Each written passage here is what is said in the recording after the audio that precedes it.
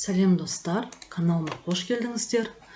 Бүгінгі видеода қысқада нұсқа айтылатын лайфхак, ол Excel'дегі календардағы жұмыс күндері, яғни күнтізбедегі жұмыс күндерін тез қалай толтырамыз.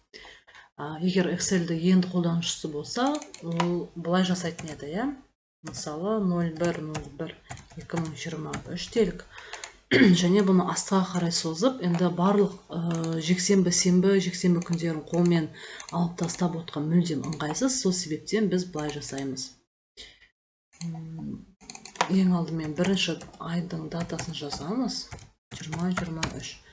Және осының соңына дейін тартамыз. Тартқаннан кейін бізде астында мынандай Smart Tag шығады. Smart Tag'тың үстін басып, заполнить по рабочим дням деген галочка қоямыз осыған.